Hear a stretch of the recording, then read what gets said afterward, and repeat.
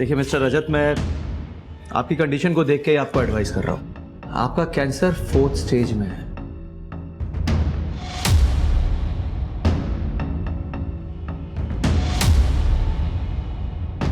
आप कितना भी केमोथेरेपी और रेडिएशन ले लें, लेकिन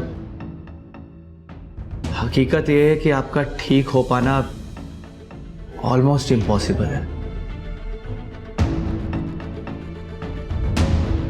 सर, पर हम ऐसे कैसे गिव अप कर दें? रजत का ट्रीटमेंट ऐसे बीच में कैसे छोड़ दें सर? पूर्वी जी, मैं आपके इमोशंस को अच्छी तरह समझता हूँ, लेकिन हकीकत यह है कि रजत पहले ही बहुत दर्द बर्दाश्त कर चुका है। आगे मर्जी आप लोगों की है, आप क्या करना चाहते हैं क्या नहीं। ये हर्बल मेडिसिन मैं आपको दे रहा हूँ रजत के पेन के लिए। मेरी आपको सलाह होगी कि आप ऊपर वाले से दुआ करें, अच्छे की उम्मीद करें, लेकिन बुरे के लिए तैयार रहें।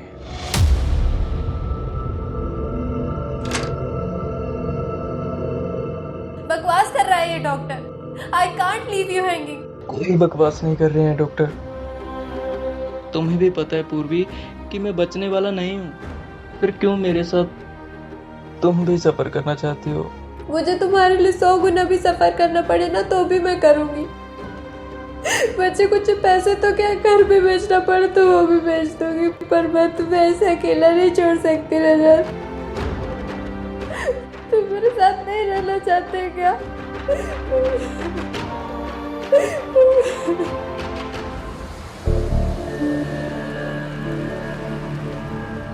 ओए बिल दे रे।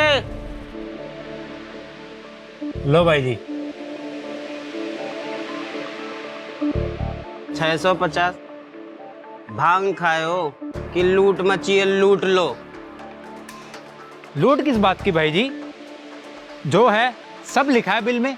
अबे तू लाख रुपए लिख देगा तो क्या तुझे लाख रुपए दे दूंगा इस 2 कौड़ी के खाने के? ये पकड़, खाना सड़ा गला खिलाएंगे, पैसे पूरे मांगेंगे। अरे भाई जी, इतने की तो आप शराब पी गए। ओए जितना दे दिया उसी में तसल्ली कर। पर भाई जी रुको। ओए हट।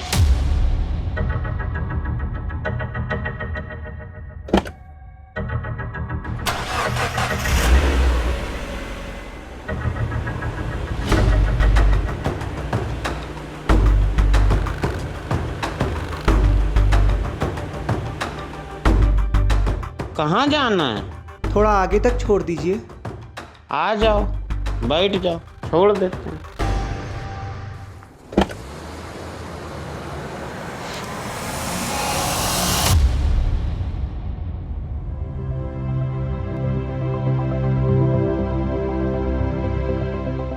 ऑफ कोर्स रजत का इलाज हो सकता है। रजत को 4th नहीं 3rd स्टेज का कैंसर। विटामिन ट्रीटमेंट के बाद हम लोग कीमो स्टार्ट करेंगे। हाँ, बट आप लोगों को थोड़ा पेशेंस रखना पड़ेगा। हम रखेंगे सर, आप जैसे कहेंगे ना हम वैसे करेंगे। गुड।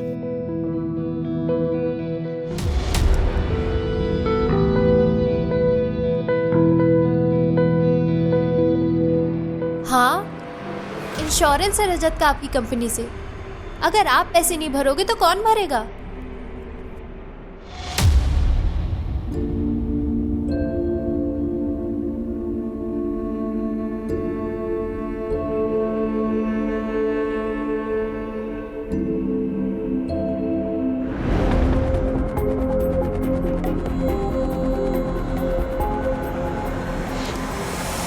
रजत, क्या हुआ रजत को? डॉक्टर लेके जाइए इन्हें प्लीज। डॉक्टर, लेकिन हुआ क्या रजत को? रजत!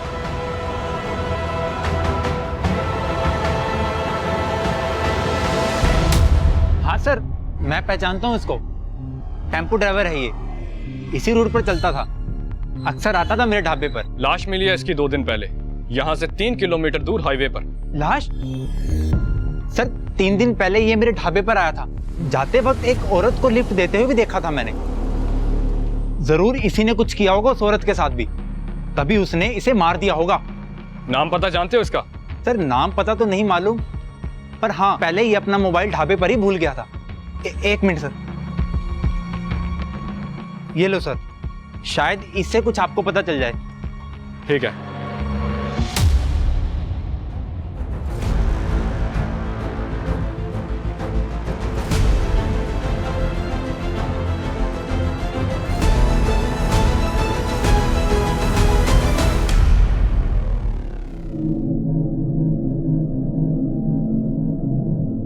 आपकी बच्ची को अर्जेंटली हार्ट ट्रांसप्लांट की जरूरत है।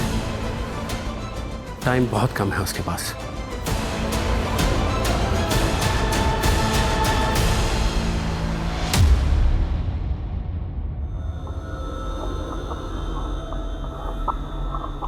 जी आप कौन? मेरी बेटी पीहू इस हॉस्पिटल में एडमिट है और आपके पिताजी की वजह से उसकी जान बचाई जा सकती है। कैसे? मेरी बेटी सिर्फ 8 साल की है और उसे हार्ट ट्रांसप्लांट की जरूरत है। डॉक्टर का कहना है कि आपके पिताजी का हार्ट उसे ट्रांसप्लांट किया जा सकता है। ये क्या बकवास कर रही हैं आप? मेरे पिताजी अभी जिंदा है। पर ब्रेन तो डेड है ना, और वो कभी रिकवर भी नहीं करेंगे। ये आप कैसे कह सकती हैं? और अगर ऐसा है भी तो मैं आपकी बेटी के लिए अपने पिताजी को मार दूं? देखिए, आप मेरी बात नहीं समझ रहे। आपके पिताजी ने तो पूरी जिंदगी जी ली, पर मेरी बेटी पीहू, वो तो सिर्फ 8 साल की है। उसके सामने उसकी पूरी जिंदगी पड़ी है।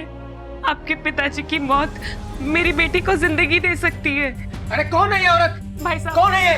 कोई है यहाँ पे? बाहर निकलो से। मेरी कोई है यहाँ पे? जिंदगी आपके हाथ में है। प्लीज उसे बचा लीजिए, प्लीज भाई साहब, प्लीज। वो सिर्फ 8 साल की है, आप थोड़ा तो समझिए। उसकी पूरी जिंदगी पड़ी है भाई साहब। प्लीज मेरी बात सुनिए, प्लीज बात सुनिए। अब अंदर मत जाना।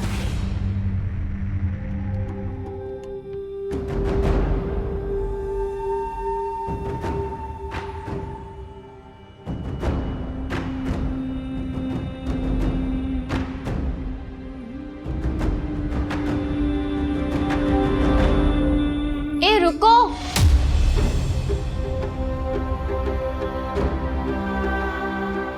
मैं आपकी हेल्प कर सकती हूँ अपने पति को मनाने में।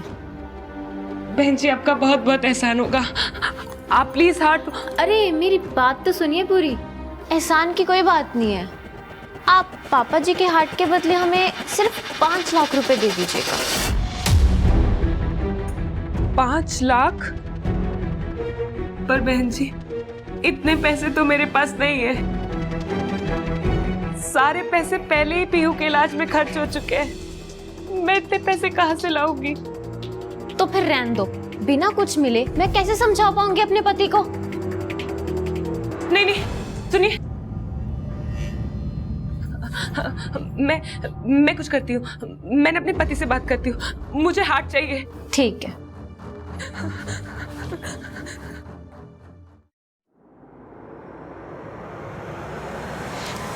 हेलो,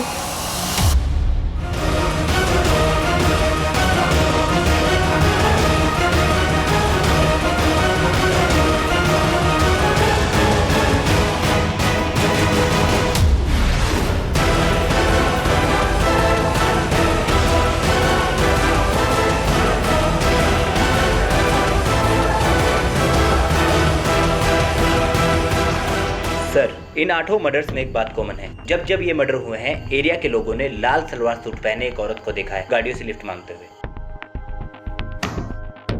क्लियरली एक सीरियल किलर का काम है राजेश, वो भी एक औरत। हमें सीरियल किलर मैपर की जरूरत पड़ेगी किलर की प्रोफाइलिंग करने के लिए। अरेंज करो।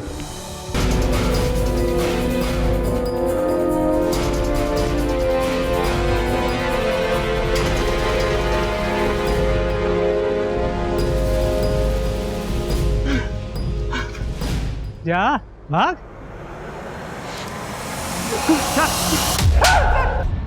बोल। सर मैं सच कह रहा हूँ सर, मैंने कुछ नहीं किया सर। मैंने किसी टैक्सी वाले का खून नहीं किया सर। तो जिस टैक्सी ड्राइवर की डेड बॉडी हमें मिली है उसकी टैक्सी तेरे पास कैसे आई? बोल। पिछले 1 साल से चोरी की गाड़ियों का कलर और चेसिस नंबर बदल के बेच रहा था ना तू? सोच रहा था कभी पकड़ा नहीं जाएगा, लेकिन इस बार तूने जल्दी में चेसिस नंबर बदलना भूल गया। साहब मैंने कुछ नहीं बदला सर, कुछ भी नहीं बदला सर। मुझे गाड़ियाँ वैसे ही मिली थी जैसे आपको मिली है सर। फिर ये सारी गाड़ियाँ तेरे पास आई कहाँ से तेरे पास? सर कॉल आते थे उन गाड़ियों को उठाने के लिए, और कॉल पर ही अलग अलग जगह का एड्रेस दिया जाता था। उन गाड़ियों को उठाने के बाद पेमेंट वही रखने के लिए बोलते थे साहब।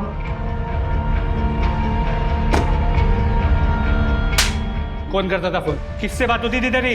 अलग अलग नंबर से फोन आता था साहब, एड्रेस बताने के लिए।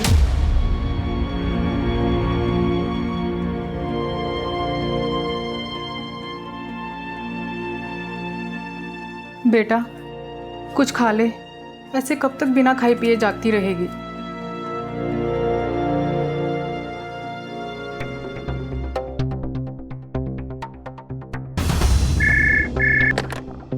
हेलो, मैंने पहले भी आपको फोन किया है। मेरी डॉक्टर बख्शी से अभी बात करवाइए। अगर इस बार डॉक्टर बख्शी कॉल पर नहीं आया ना तो मैं पुलिस में कंप्लेंट करूंगी उनकी। मेरे पति की मौत के जिम्मेदार है वो। वेट,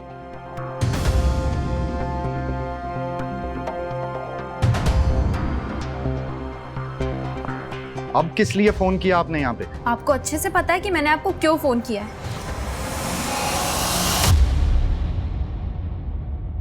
देखिए, आपके हस्बैंड की अभी अभी डेथ हुई है। कहीं आप इमोशंस में आके तो हॉस्पिटल को ब्लेम नहीं कर रही हैं? क्योंकि बहुत ही रेप्यूटेड हॉस्पिटल है ये। रेप्यूटेड है तो क्या हुआ? मेरे पति का मर्डर किया है डॉक्टर बख्शी उन हॉस्पिटल वालों ने। मुझे रिपोर्ट लिखवानी उन लोगों के खिलाफ, कातिल है वो लोग। और आप मेरी रिपोर्ट नहीं लिख रही है, क्यों? क्या हुआ? सर वो मेरे रजत को उन लोगों ने। मैंने सब सुन लिया, आप प्लीज बैठिए बैठिए। मनप्रीत। Yes sir. मैडम से एनसी लो रिटर्न में, और खुद सिटी हॉस्पिटल जाकर पर्सनली चेक करो। Yes sir.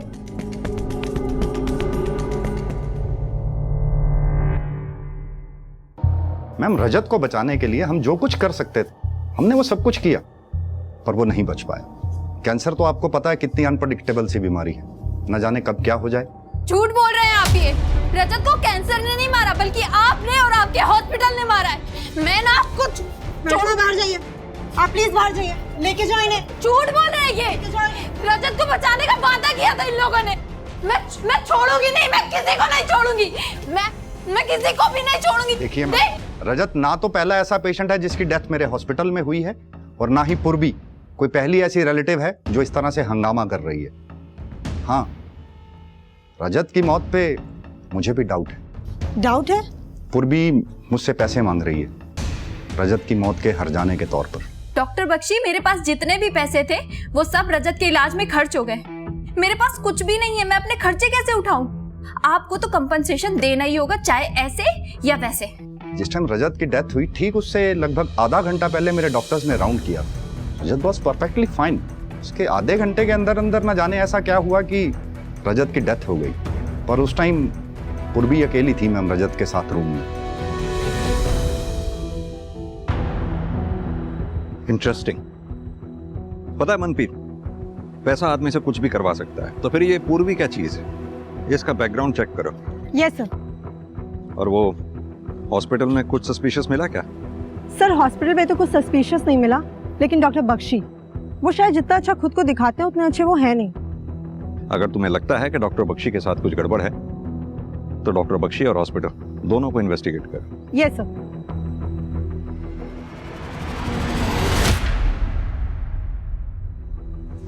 सर मुझे पैसों की जरूरत है, और आप ऐसे कैसे मना कर सकते हैं मुझे पैसे देने से? हेलो,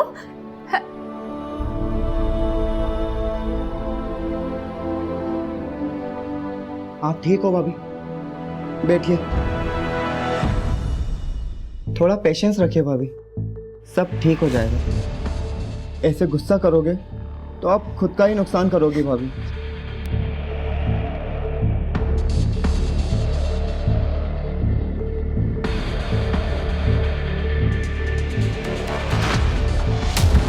मुझे पता है मुझे क्या करना है। तुम ना ज्यादा सिंपैथी मत दिखाया करो और मुझसे दूर से बात किया करो। बार बार यहाँ मत आया करो, चले जाओ यहाँ से।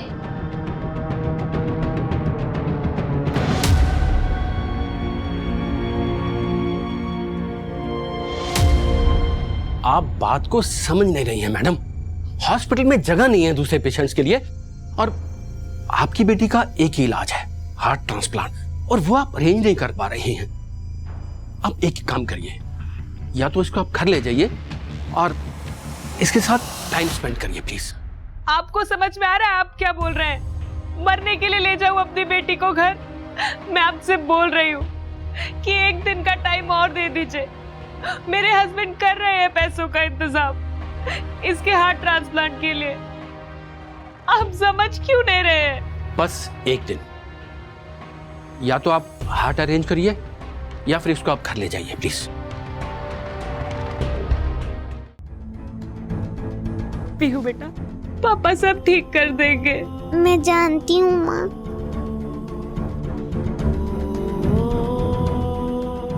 मेरा बच्चा। ज्ञान के मर्डर केस में हमारे पास एक ही सस्पेक्ट है, वो ढाबे वाला वीरू, जिसका झगड़ा हुआ था ज्ञान के साथ। ओए जितना दे दिया उसी में तसल्ली कर। अरे पर भाई जी रुको। ओए हट। बाकी पुलिस स्टेशन से कुछ पता चला? हाँ सर, हाईवे पे हो रही लूटपाट की गैंग के बारे में पता किया। गैंग के बारे में क्या पता चला? सर गैंग के बारे में कुछ खास पता नहीं चला, लेकिन पिछले 1-2 सालों में कई पुलिस स्टेशन में ज्ञान जैसे ही सिमिलर मर्डर केसेस रिपोर्ट हुए हैं, जिनमें से ज्यादातर विक्टिम की पहचान नहीं हो पाई है सर। और जिन 1-2 विक्टिम की पहचान हुई भी थी, उनके केस को रैंडम लूटपाट की केस की तरह इन्वेस्टिगेट किया गया। अगर ये ढाबे वाला वीरू उस ज्ञान को नहीं पहचानता और उस लाल सूट वाली औरत के बारे में हमें नहीं बताता, तो हम भी शायद इस केस को एक रैंडम केस की तरह ट्रीट कर रहे होते। सर अब क्या करें? पहले तो हमें यह पता करना है कि ये वीरू सच बोल रहा है या सिर्फ हमें बहका रहा है। तुम ऐसा करो, बाकी के पुलिस स्टेशन से जो भी सिमिलर केस रिपोर्ट हुए हैं उनकी डिटेल मंगवाओ और उसे आपस में टैली करो। देखो कोई लीड मिलती है या नहीं। जी सर।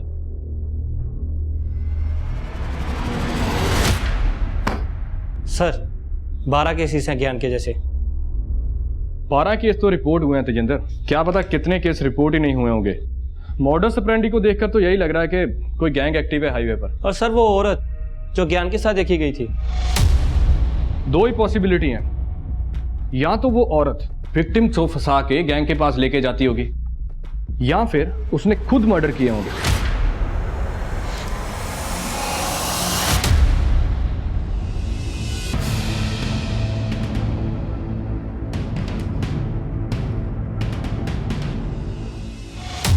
सर 8 विक्टिम्स की पोस्टमार्टम रिपोर्ट स्टडी कर रहा था, लेकिन उसमें भी कुछ खास मिला नहीं था इन्वेस्टिगेटिव टीम्स को। सर हाईवे पर एक औरत की डेड बॉडी मिली है।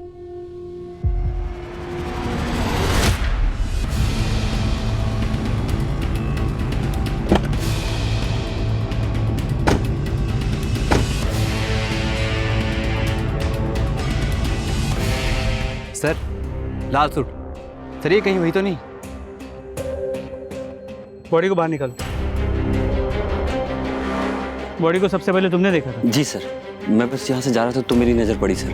तो जब यहाँ आए बॉडी के आसपास किसी को देखा? नहीं सर, यहाँ पर कोई भी नहीं था। सर इसका नाम प्रतिमा सागर है, और सिर्फ इसकी आईडी नहीं, इसके पर्स से और भी देखिए क्या क्या मिला है।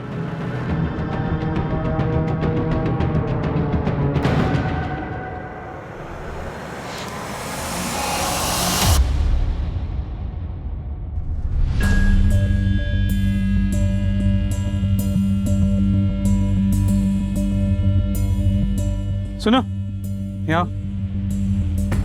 ये प्रतिमा सागर यहीं रहती है? जी प्रतिमा यहीं रहती हैं, लेकिन काफी दिन से दिखाई नहीं दी। तो इसकी फैमिली में कोई नहीं है? अरे सर फ्री है सर, कोई होता भी तो वो भी साथ छोड़ के चला जाता। ऐसा क्यों? अरे सर साइको है, कब आती कब जाती है इसका कोई पता ही नहीं लगता, किसी से बनती ही नहीं है इसकी। अगर गलती से कोई इससे बात भी कर लेना तो खाम भड़क जाती है। ऐसी औरत से कौन कॉन्टेक्ट रखना चाहेगा, ना घर वाले ना बाहर वाले का। ठीक है।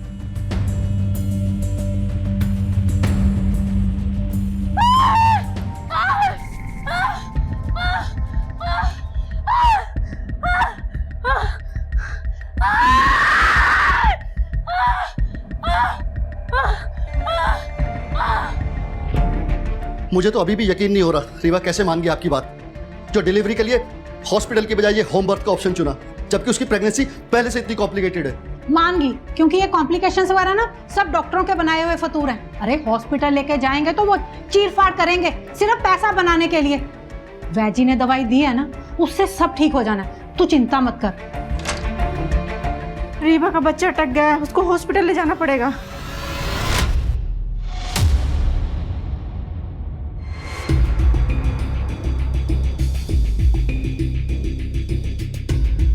We want justice. We want justice. We want justice. We want justice. We want justice. We want justice. अरे हटिए, हटिए, प्लीज प्लीज प्लीज प्लीज हटिए। सिक्योरिटी, स्ट्रेचर लाओ please. We want justice. We want justice.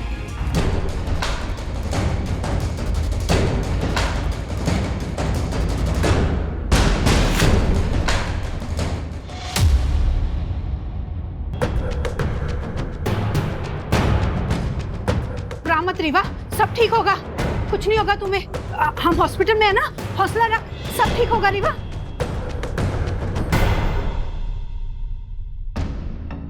मैं ना veggie को phone करती हूँ, वो जरूर कोई दवा बताएंगे। किसी को फोन नहीं करेंगे आप, पहले रीवा और मेरे बच्चे की जान खतरे में डाल चुकी हैं आप। अरे तुम तो ऐसे बोल रहे हो जैसे मुझे रीवा की कोई फिक्र ही नहीं। बेटी है वो मेरी। बेटी है?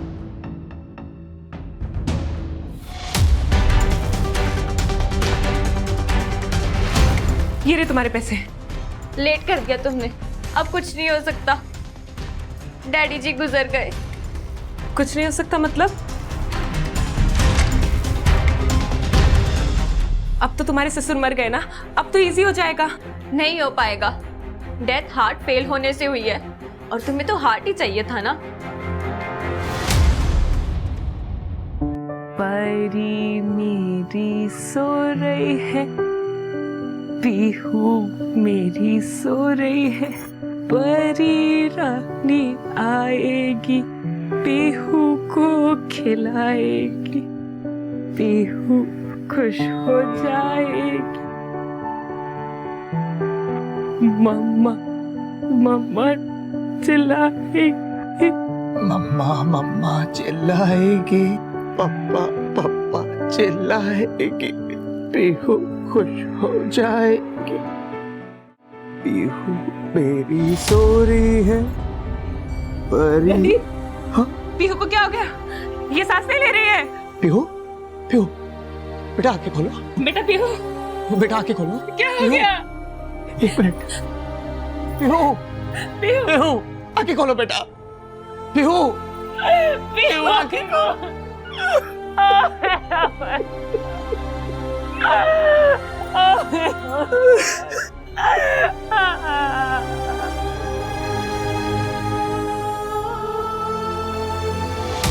सारे प्रूफ्स प्रतिमा को हमारी सीरियल किलर बता रहे हैं, लेकिन मुझे कुछ सही नहीं लग रहा। यह भी तो हो सकता है कि ये सारे प्रूफ्स प्लान किए गए प्रतिमा के खिलाफ, ताकि हम हमारी इन्वेस्टिगेशन बंद करें।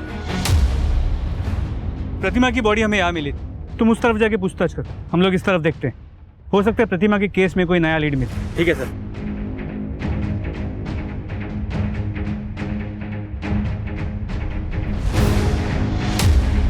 इसको, हाँ साहब, इस औरत ने मेरी दुकान से पानी खरीदा था।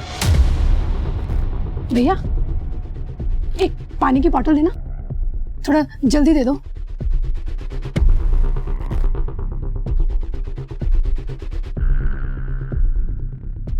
मैडम कौन है वो?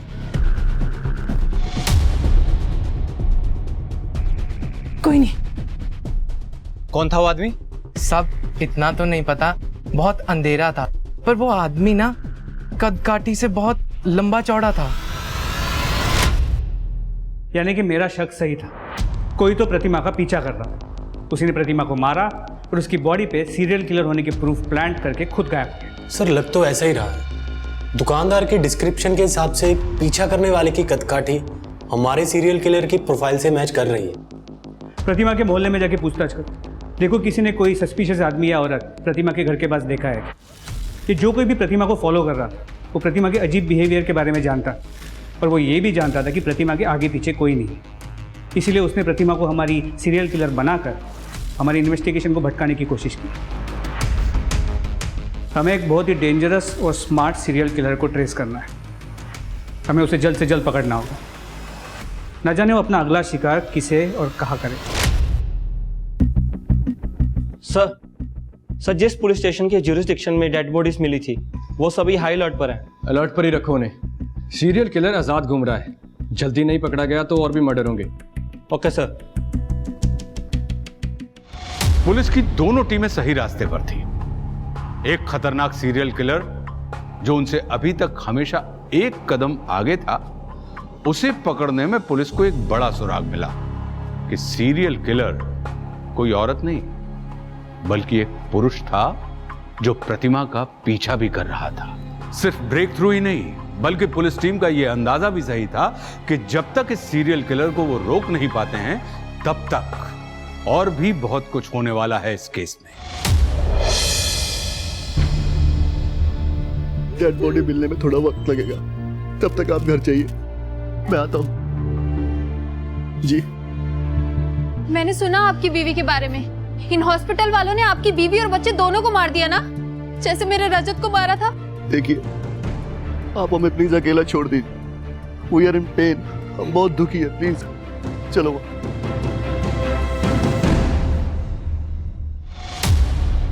अच्छा ही हुआ रजत को अपनी जिंदगी से मुक्ति मिल गई। पूर्वी उसके साथ रह के भुगती तो रही थी, कम से कम वो अपनी मर्जी से अपनी जिंदगी जी तो सकती। अपनी मर्जी से मतलब? अरे मैम, मरने वाले के बारे में मैं आपको क्या बताऊं। रजत को कैंसर होने से पहले ही उसने अपने भाई विशाल को अपनी मम्मी पापा के घर भेज दिया था। अब रजत के मरने के बाद वो जब चाहे अपनी मर्जी से आता जाता है। मुझे तो ये लगता है विशाल और पूर्वी के बीच कुछ। सिटी हॉस्पिटल के रिकॉर्ड में एक चीज बहुत ऑड है। क्या? शहर के बड़े बड़े और फेमस हॉस्पिटल्स में भी इतने ऑर्गन ट्रांसप्लांट नहीं हो रहे हैं जितने इस सिटी हॉस्पिटल में हो रहे हैं। इनफैक्ट पूर्वी के हस्बैंड रजत, उसके भी ऑर्गन ट्रांसप्लांट वही हुए थे। और सर पूर्वी, उसके बारे में हमें ये पता चला है। ये देखिए, ये तो रजत के इंश्योरेंस के पेपर है। बिल्कुल। और आप रजत की इंश्योरेंस को क्लेम करना चाहती हैं, वो भी जल्द से जल्द। हाँ तो इसमें गलत क्या है? मेरे पति के नाम पे इंश्योरेंस था और अब उसकी डेथ हो गई है। क्लेम नहीं करूंगी तो क्या करूंगी? गलत? इसमें कोई गलत नहीं है, बल्कि आपके और आपके देवर विशाल के बीच में जो भी कुछ चल रहा है, क्या वो सही है? क्या चल रहा है मेरे और विशाल के बीच में?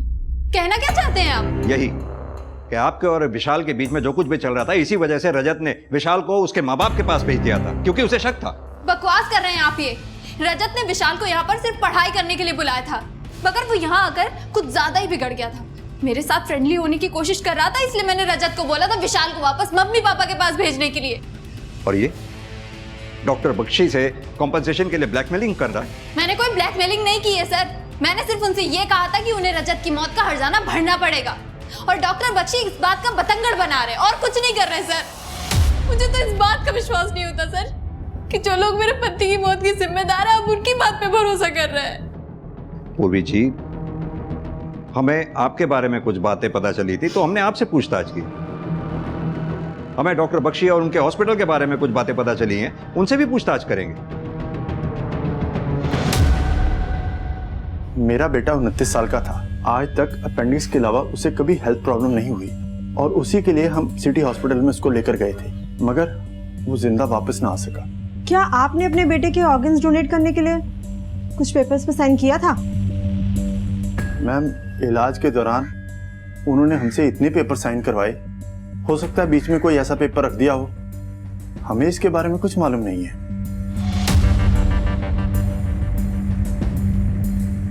किडनी कौन दे रहा था ये जानकर मुझे क्या करना था मैम? सिटी हॉस्पिटल वालों ने बताया किडनी अवेलेबल है तो मैंने ट्रांसप्लांट करवा ली। कितना पैसा दिया था आपने ट्रांसप्लांट का? 3 लाख पड़े थे मैम। आधा पैसा ऑनलाइन दिया था, आधा कैश में। सर, मेरी बीवी रीवा को प्रेगनेंसी में पहले ही बहुत कॉम्प्लिकेशंस थी, फिर भी मेरी सास ने उसे इस देसी इलाज के चक्कर में फंसा दिया। अब आप ही बताइए, मैं अपनी बीवी की मौत का जिम्मेदार किसे मानूं? हॉस्पिटल को या अपनी सास को? मिस्टर शिव, एक बात बताइए, आपकी पत्नी रीवा के ऑर्गन्स डोनेट हुए थे? सर, जितने भी ट्रांसप्लांट हुए हैं मेरे हॉस्पिटल में सबके सब लीगल हैं। हमारे पास पेपर्स हैं, रिलेटिव की परमिशन है। लेकिन डॉक्टर बख्शी, सब केसेस में ट्रांसप्लांट के बेनिफिशरीज या रिलेटिव्स को पता ही नहीं था कि वो डोनेशन के पेपर पे साइन कर रहे हैं। दूसरी बात, ट्रांसप्लांट के बेनिफिशरीज से हाफ पेमेंट कैश में ली गई, जिसका हमें कोई ट्रेस नहीं मिला। कहां गया वो पैसा? ऐसा कैसे हो सकता है सर? हम कैश में डील ही नहीं करते तो फिर कैश लेंगे क्यों? तो डॉक्टर बख्शी, अगर पैसा आपके पास नहीं है तो किसी के पास तो होगा ही। हमें आपका हॉस्पिटल सर्च करना होगा। अब आप हमें खुद सर्च करने देंगे या फिर हम कोर्ट से सर्च वारंट लेके आए? सर, जब कुछ गलत किया ही नहीं तो हम सर्च से क्यों डरेंगे? आप इत्मीनान से सर्च कीजिए।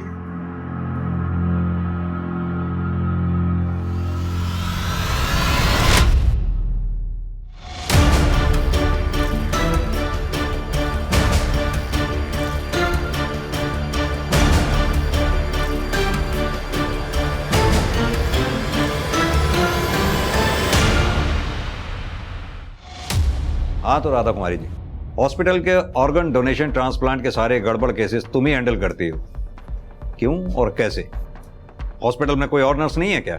सर मेरा यकीन कीजिए, मैंने किसी को कुछ नहीं किया। मैं तो सिर्फ ऑर्गन डोनेशन के पेपर पर रिश्तेदारों की सिग्नेचर लेती थी। धोखे से? ये सारा उसका आइडिया था। वो पहले से ही जानता था कि कौन सा पेशेंट कब बनने वाला है। वो बस मुझे नाम मैसेज कर देता था और मैं सारे पेपर वर्क कंप्लीट कर लेती थी। सब बताए गए पेशेंट के मरने के बाद जिन्हें ऑर्गन चाहिए होते थे, मैं उनसे कैश लेके उसे 70% दे देती थी। मुझे तो सिर्फ 30 ही मिलता था सर। नाम क्या है उसका? नाम बताओ। सर मुझे नहीं पता, वो सिर्फ मुझे पेशेंट का नाम मैसेज करता था और पैसे कहाँ छोड़ने हैं वो एड्रेस मैसेज करता था। जब तुम उसे जानती तक नहीं हो, इतना दावे के साथ कैसे कह सकती हो कि वो मेल था? सर मैंने तो सिर्फ आइडिया लगाया है। वो औरत है कि मर्द मुझे नहीं पता। देखो राधा, इतना बड़ा कांड तुम अकेले तो कर नहीं सकते। शराफत से ये बताओ, इस इतने बड़े कांड में हॉस्पिटल का कौन कौन स्टाफ मेंबर तुम्हारे साथ शामिल है? सर गार्ड रमेश और वार्ड बॉय सुखविंदर। सर मेरा कोई कसूर नहीं है, मुझे छोड़ दीजिए, मैं बेगुनाह हूँ सर।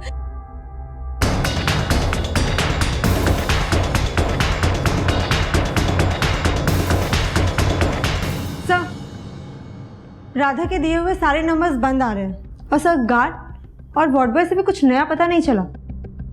मनप्रीत, हैरानी की बात है, जितने भी पेशेंट्स ऑर्गन डोनेशन रैकेट का शिकार हुए हैं, सब में एक चीज कॉमन है, सबकी मौत हार्ट अटैक से हुई है। हाँ सर, मेरा तो ध्यान ही नहीं गया इस बात पर। और इतना ही नहीं, ये सभी पेशेंट्स के केसेस को जब मैंने गहराई से स्टडी किया तो एक चीज और कॉमन पाई। इन सभी पेशेंट का कभी ना कभी एक आयुर्वेदिक डॉक्टर दीप राणा से कनेक्शन रहा है। इन सभी पेशेंट्स का दीप राणा से कनेक्शन होना महज इत्तेफाक नहीं हो सकता, कहीं तो कोई गहरा राज छिपा है। देखिए, आपका कैंसर लाइलाज है। अगर फिर भी कोई डॉक्टर आपको ये कहता है कि वो आपको यहां से ठीक कर सकता है, तो इसका सीधा मतलब ये है कि वो आपसे झूठ बोल रहा है और आपसे पैसे ऐंठना चाहता है। इसलिए मेरी आपको यही सलाह होगी कि आप अपने बेटे के साथ अपने घर जाएं। आप अपनी जिंदगी के आखिरी कुछ दिन अपने परिवार वालों के साथ शांति से बिताएं। बेटा, ये स्वर्ण अमृत मैं तुम्हें दे रहा हूं, जब जब दर्द हो देते रहना। सर, पिछले 3 सालों से प्रैक्टिस कर रहा है डॉक्टर, लेकिन इससे पहले कहाँ था, क्या कर रहा था, इसकी कोई इन्फॉर्मेशन नहीं। और उसकी डिग्री? डिग्री जेन्युइन है सर, लेकिन एक चीज़ बहुत स्ट्रेंज है इसके बारे में। इसकी फैमिली लाइफ के बारे में किसी को कुछ नहीं पता। इसके माँ बाप, इसके बीवी बच्चे, इसकी कोई इन्फॉर्मेशन नहीं।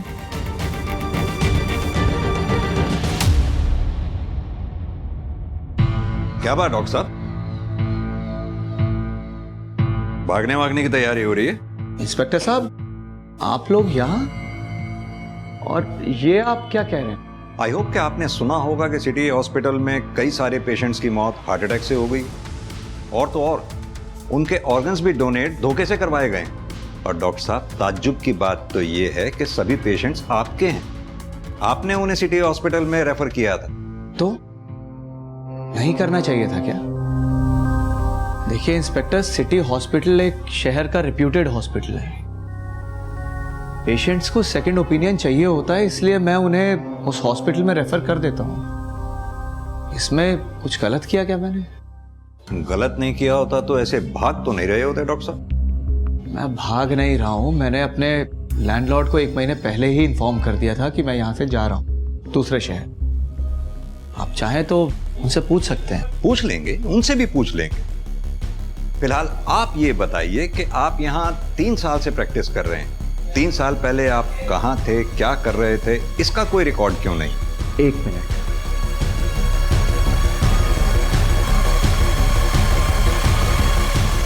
ये देख लीजिए आप देख लीजिए मैं कब कब कहाँ कहाँ किस किस शहर में रहा और क्या कर रहा था, वो सब डिटेल है इसमें। ठीक है डॉक्टर साहब, फिलहाल हम ये डॉक्यूमेंट्स लेकर जा रहे हैं वेरिफिकेशन के लिए, लेकिन हाँ, जब तक हम कहें नहीं ये शहर छोड़कर जाइएगा नहीं। चलो मनप्रीत। काफी डिलेड है सर, एक बार भी नहीं घबराया और हर सवाल का बिल्कुल परफेक्ट जवाब रेडी था, वो भी पहले से। परफेक्ट तो कुछ भी नहीं होता मनप्रीत, फिर ये डॉक्टर कैसे परफेक्ट हो सकता है? एक काम करो मनप्रीत, डॉक्टर की फोटोग्राफ आसपास के पुलिस स्टेशन में सर्कुलेट करवाओ, पता करो इस डॉक्टर का किसी केस से लेना देना रहा हो, अगर हाँ तो उस केस की पूरी डिटेल्स निकलवाओ। इस डॉक्टर का इतिहास गायब है ना, इसका इतिहास निकाल कर इसका भविष्य बिगाड़ेंगे।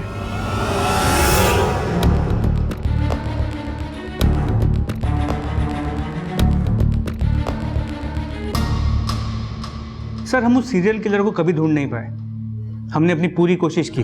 उस सीरियल किलर ने अपनी एक विक्टिम प्रतिमा को सीरियल किलर बनाकर हमारे सामने प्रोजेक्ट करने की कोशिश भी की। हमने प्रतिमा के एक पड़ोसी से उस किलर की आधी अधूरी स्केच बनवाई थी। सर ये देख। तो इस स्केच से कोई हेल्प नहीं मिली आपको? नहीं सर, हमें प्रतिमा के घर में एक अनजान आदमी के फिंगरप्रिंट्स भी मिले थे, लेकिन हमारे पास कोई सस्पेक्ट था नहीं जिसके साथ वो फिंगरप्रिंट्स मैच कर सकते। सर अब आपके पास एक सस्पेक्ट है तो ट्राई करके देखते हैं। नहीं वर्मा जी, ऐसे डॉक्टर दीप राणा के फिंगरप्रिंट्स नहीं ले पाएंगे। वो बहुत होशियार है, डेंजरस भी। हमें उसके फिंगरप्रिंट्स उसकी नॉलेज में डाले बिना लेने होंगे। सर वो कैसे करेंगे? मनप्रीत, एक सर्च वारंट निकलवाओ। Yes sir.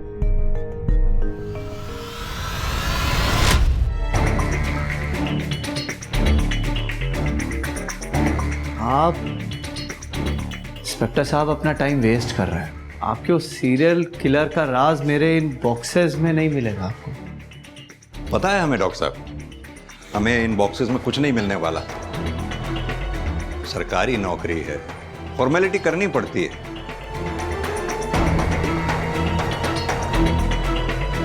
चलो भाई, हो गया बस। ठीक है डॉक्टर साहब, जल्दी मुलाकात होती है। चलो Manpreet.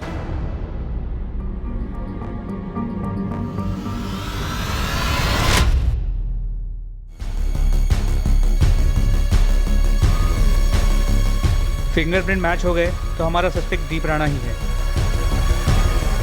It's a match sir.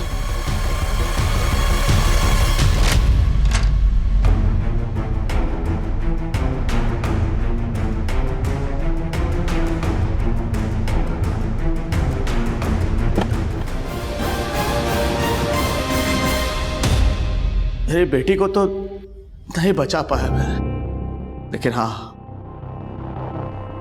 मेरी बेटी के ही जैसे ना जाने कितने ही लोगों को जिंदगी मैंने दी है। दूसरों को मारकर खुद को भगवान समझ बैठा है। कितने ही निर्दोष लोगों की जान ली है तूने, उन टैक्सी वालों की, उस प्रतिमा की। न जाने ऐसे कितने पेशेंट्स जिसमें से कई बच भी जाते अगर तू बीच में नहीं आता तो। कैसे बच सकते थे इंस्पेक्टर साहब?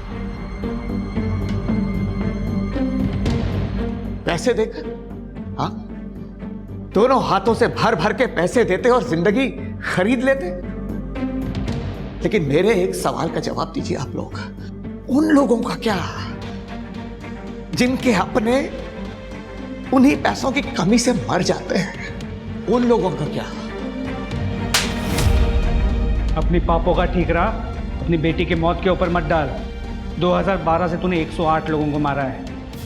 अगर सिर्फ डॉक्टर बनने के लिए पैसों की बात होती ना तो कब का रुक गया होता, मगर तू रुका नहीं। तो ये मुक्ति दे के मसीहा बनने की कहानी किसी ऐसे को सुनाना जो तुझे जानता ना हो, हमें नहीं।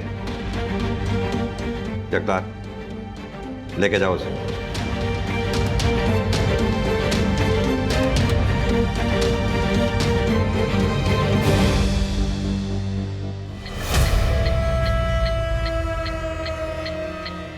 इस जैकेट में 2 ताले जो हमारी किस्मत खोलने वाले हैं। अब बस हमें एक ऐसे इंसान को ढूंढना होगा जो इस जैकेट में फिट हो सके।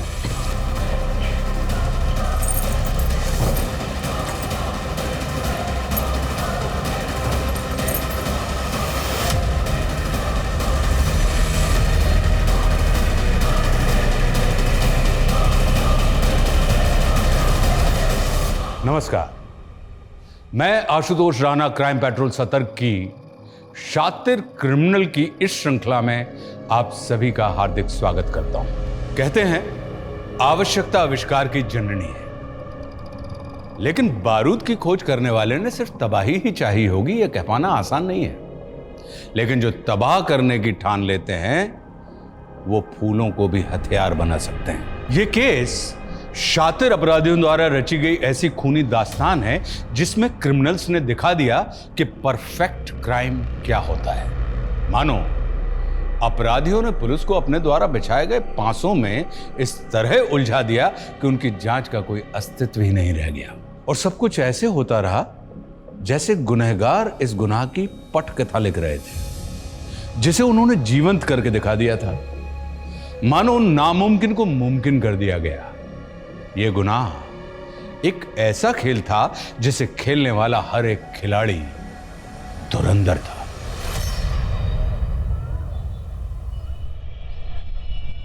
रवि, कोफ्ता गर्म कर देना मलाई वाला।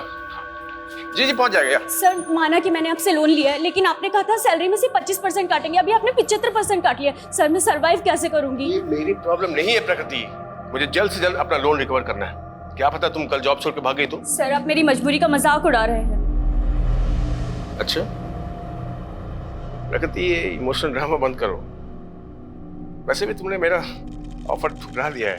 वैसे अभी भी ऑफर ऑन है, सोच लो।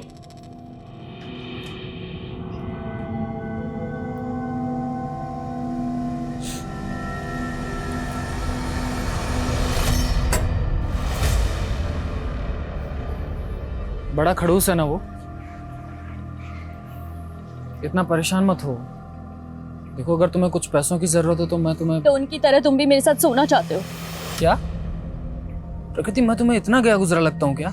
किसी इंसान के चेहरे पर थोड़ी ना लिखा होता है कि वो कैसा है। और वरुण सर ने भी लोन देकर यही तो चाहा। उन्होंने तुम्हारे साथ ऐसा किया और तुम चुप हो। तो क्या करूं? प्रकृति, तुम्हें पुलिस में कंप्लेन करनी चाहिए। और उससे बदनामी मेरी तो होगी ना। ये दुनिया डरने वाले को और ज्यादा डराती है, और अन्याय के खिलाफ आवाज उठाना बहुत ज्यादा जरूरी है। बिना शोर और बिना धमाके के ऐसे लोग बाज नहीं आते। तो तुम कहना क्या चाहते हो? तुम बताओ, मैं क्या करूं? इस जैकेट में फिट होने वाला इंसान बन गया है। अब बस जगह फाइनल करनी है। जेबी रोड ये एकदम परफेक्ट जगह है इलेक्शन कैंपेन की शुरुआत के लिए। जेबी रोड सर, इस जगह से पार्टी को 2% से ज्यादा वोट नहीं मिलते। पार्टी के लिए माइनॉरिटी वाला इलाका है। और सर, ऐसी जगह पर एनर्जी वेस्ट करने से बेहतर होगा कि हम लोग ऐसी जगह पर फोकस करें जहां से पार्टी का वोट बैंक बढ़ सकता हो। इस बार घिसी-पिटी रणनीति से मैं कुछ अलग करना चाहता हूँ। मीडिया में अनाउंस कर दूँ कि 16 जुलाई को मेरे इलेक्शन कैंपेन का रोड शो जेबी रोड से होकर गुजरेगा।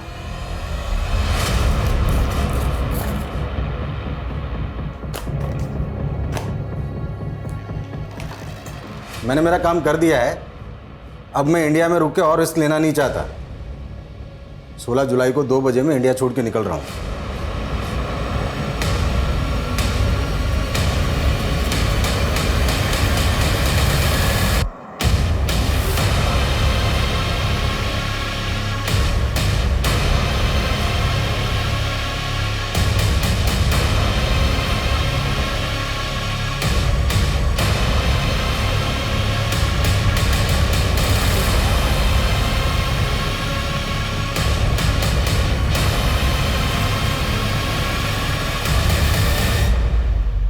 क्या है? पढ़ो ना। मैं एक ह्यूमन बम हूँ।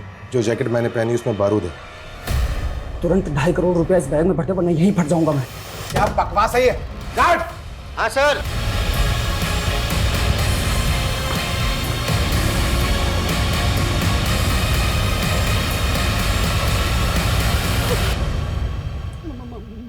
मोबाइल।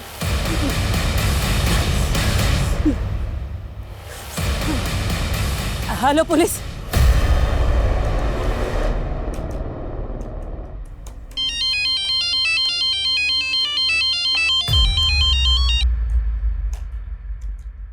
हाँ मनीष बोलो। सर, एक लड़के ने ह्यूमन बम बन के एलएनसी बैंक की जेबी रोड ब्रांच में लूट किया। ये इन्फॉर्मेशन जैसे पुलिस को मिली हमारे डिपार्टमेंट को पास कर दी गई। What?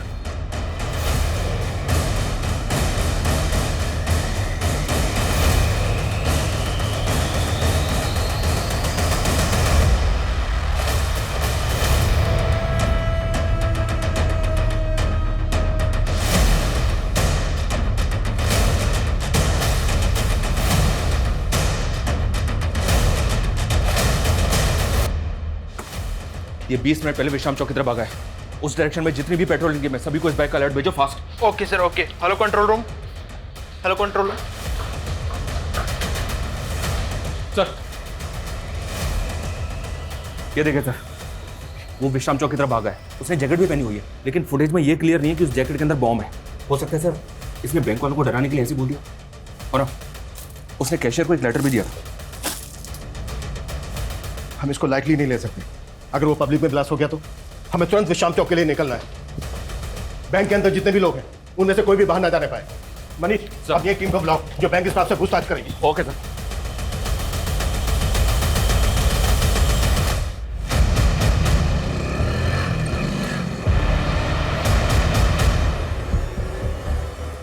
Hello hello control room. हाँ, वो बैंक रोबर शांति नगर की तरफ जाते दिखा है।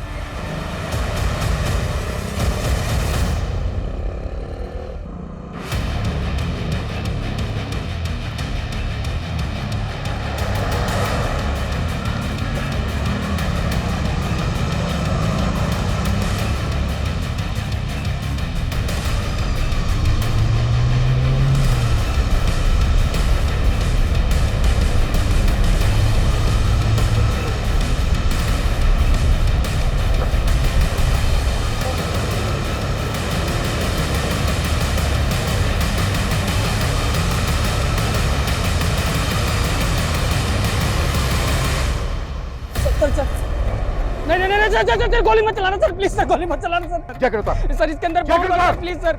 नहीं सर, इसके अंदर 2 लॉक लगे हैं सर। इसकी चाबी शांति नगर में सर, मैं वही लेने जा रहा था सर। मैं अगर 30 मिनट में चाबी नहीं मिली तो फट जाऊंगा सर मैं, प्लीज सर। बकवास बंद कर। ये अतरंगी सी जैकेट पहन के तू बैंक वालों को बेवकूफ बना सकता है, हमें नहीं। बैंक से जो पैसे लूटे थे कहाँ है वो? मैं लुटेरा नहीं हूँ सर, मैं रेस्टोरेंट में काम करता हूँ सर, मुझे फंसाया गया है सर।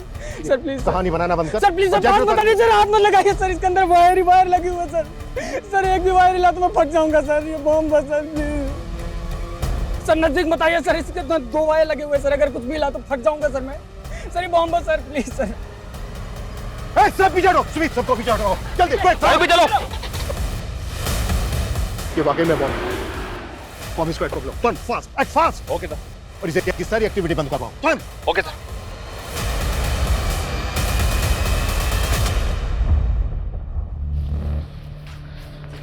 संदेश सुन, तुझे अभी एक फूड पार्सल डिलीवर करने जाना होगा, ठीक है? मैं डिलीवर करने जाऊँ? मुझे पता है तू डिलीवरी बॉय नहीं है, लेकिन प्रगति नहीं आई है तो तुझे जाना पड़ेगा ना। लेकिन मैं टाइम वेस्ट मत कर। जेमिनी गार्डन लेके जाना है तुझे, ठीक है? जेमिनी गार्डन में कहाँ पे, एड्रेस क्या है? यही एड्रेस है। तू जब जेमिनी गार्डन पहुंचेगा तो तुझे रेस्टोरेंट के कपड़ों में देख के पहचान लेगी। जल्दी कर, ऑर्डर रेडी होगा, ठीक है?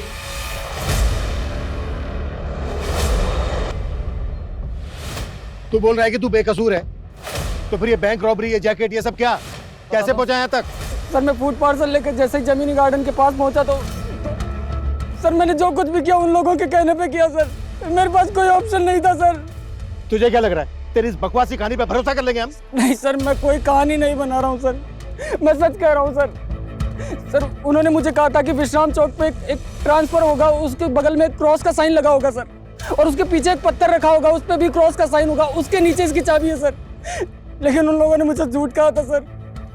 मैंने वहाँ जाके देखा तो वहाँ पे कोई चाबी नहीं थी सर। ये चीजें चिट्ठी मिली थी सर यहाँ पे। नहीं सर, कुछ कहा नहीं सर इसमें। इस चिट्ठी में लिखा था कि चाबी शांति नगर के पास में एक वाटर कूलर है, पब्लिक वाटर कूलर, उसके बगल में वैसा ही पत्थर है, उसके नीचे इसकी चाबी है। मैं वहीं जा रहा था सर, मुझे कुछ भी समझ में नहीं आ रहा था सर। और जब मैं वापस पीछे मुड़ के देखा तो वो पैसों का बैग भी गायब था सर। वो लोग कैसे दिखते थे जिन्होंने तुझे ये जैकेट बनाई? उनके चेहरे ढके हुए थे सर, मुझे बस ये नोट मिला विश्राम चौक पर। सर मेरे पास सिर्फ 20 मिनट है सर, मुझे शांति नगर जाने दीजिए वरना ये बॉम्ब फट जाएगा सर, प्लीज सर। मनीष, मरीज की कहानी यकीन करने लायक नहीं, लेकिन हम कोई रिस्क नहीं ले सकते। मोहम्मद स्कॉट बुलवा लिया सर। गुड, तुम एक काम करो, शांति नगर के निकलो और वहाँ पे जाके चेक करो ऐसा कुछ मिलता है क्या जैसा चिट में लिखा है। गो fast. Okay sir. Sumit, Sumit, इस एरिया में कोई भी एक्टिविटी नहीं होनी चाहिए, ध्यान रखो। इस आदमी का कहना है कि 20 मिनट में बम फट सकता है, इससे सब दूरी बनाए रखें, कोई भी इसके पास नहीं आने। लेकिन सर 3 बजे यहाँ से पॉलिटिशियन ब्रिज की रैली निकलने वाली कुछ नहीं होगा ऐसा, यहाँ आने वाले सभी रास्ते सील करवाओ। गो फास्ट। Okay sir. मीडिया का आ गया। आप सभी देख सकते हैं हम उस जगह पर पहुंच गए हैं जहां वो आदमी है जिसे पुलिस ने चारों तरफ से घेर रखा है। ये वही आदमी है जो LNC बैंक से लूट के भाग गया था और अब ये पकड़ा गया है। अरे छोटू जी क्या नेतागिरी कर रहे हैं, काम करिए काम करिए। सर आप रेडी नहीं हुए? 15 मिनट में आपको जेबी रोड वाली रैली के लिए निकलना है। कहाँ सोए हो जनक, न्यूज नहीं देखी क्या? जेबी रोड पर धमाका होने वाला है। धमाका? हाँ, पुलिस ने रैली कैंसिल कर दी। खैर इससे मुझे बहुत पब्लिसिटी मिलने वाली है। पब्लिसिटी? कैसी पब्लिसिटी सर? अब न्यूज बनेगी, राजनेता ब्रिज की रैली में खलल डालने की विरोधियों ने की साजिश। इससे मुझे बहुत माइलेज मिलेगा। क्या ये ह्यूमन बॉम्ब वाकई पॉलिटिशियन ब्रिज की रैली को भंग करने के लिए प्लान किया गया था? आखिर इन्वेस्टिगेटिव टीम कर क्या रही है और बॉम्ब स्क्वाड अभी तक यहाँ पहुंचा क्यों नहीं? हमें हमारे सारे सवालों के जवाब का इंतजार है।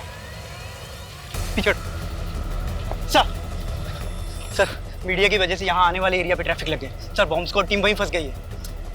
उनको बोलो कैसे भी करके यहाँ तक पहुंचे, वक्त नहीं है हमारे पास।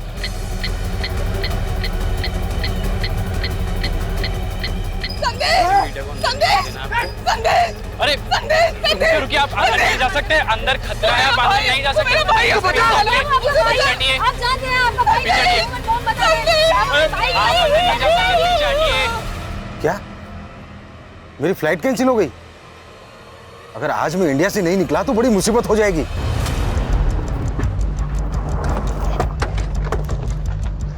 इस एरिया में तो यही पानी की टंकी है, आसपास सर्च करो।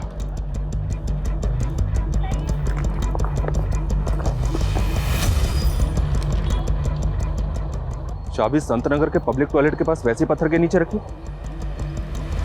मतलब ये आदमी जो कह रहा है बिल्कुल सही कह रहा है, वहाँ पे भी वैसा ही पत्थर मिला है।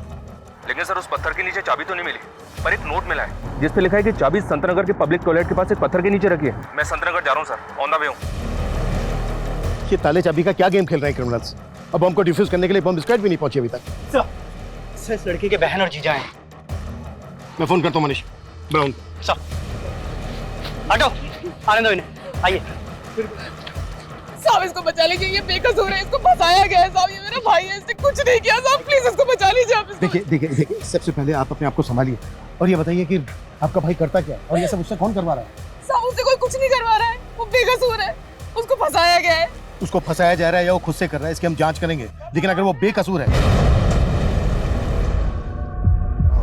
कई अपराध डरावने सपने की तरह होते हैं जो मन में संशय पैदा कर देते हैं कि जो हुआ था वो वाकई हकीकत था या महज कल्पना। क्या लेकिन एक ऐसा इंसान जिसे अपनी मौत साफ साफ दिखाई दे रही थी, वो झूठ क्यों बोलेगा? पुलिस इसी कश्मकश में थी और इस धमाके के साथ एक ऐसे विकराल अपराध का शंखनाद हुआ जिसने किसी को डर से तो किसी को आक्रोश से भर दिया। जनता, मीडिया और प्रशासन सब सकते में थे। लेकिन गुनाह की इस कहानी का अगला मोड़ अभी और चौंकाने वाला था।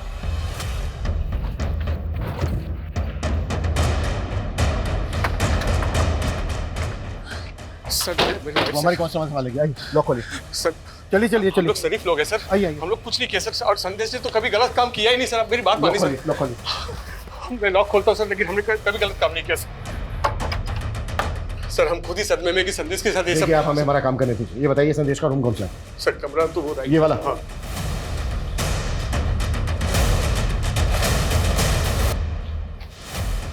सुमित रूम को अच्छे से स्कैन करो, कुछ भी छूटना नहीं चाहिए।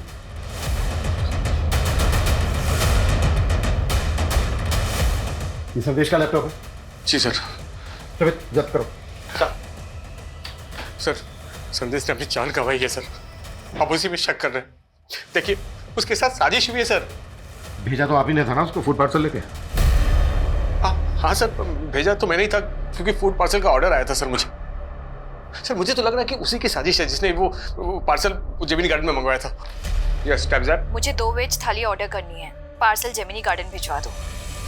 फूड पार्सल की डिलीवरी के लिए उस औरत ने जो जेमिनी गार्डन का एग्जैक्ट एड्रेस दिया होगा वो दो हमें। सर मैं यही तो कहना चाह रहा हूँ सर, उसने कोई एड्रेस दिया ही नहीं था सर, सिर्फ इतना बोली कि डिलीवरी बॉय को जेमिनी गार्डन भेज दूँ और उसे रेस्टोरेंट के कपड़े में पहचान लेगी सर। हाँ सर देखिए उसका फोन भी मैं ट्राई कर रहा हूँ सर, कब से उसका फोन भी बंद आ रहा है सर। सुमित ये नंबर ट्राई करो।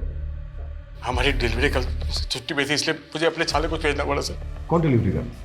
प्रकृति सर, बिना बोले छुट्टी पे चले गए सर और उसका 2 दिन से उसका भी फोन बंद आ रहा है सर।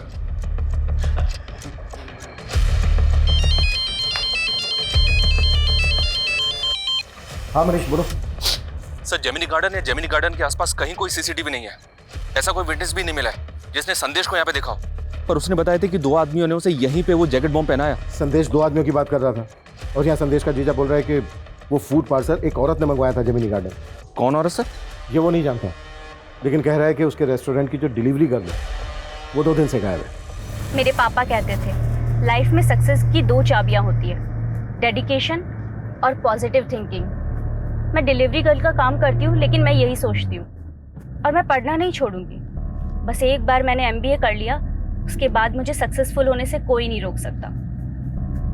लेकिन मेरी माँ, अरे ये तुम कहाँ ले रहे हो? हम कहाँ जा रहे हैं?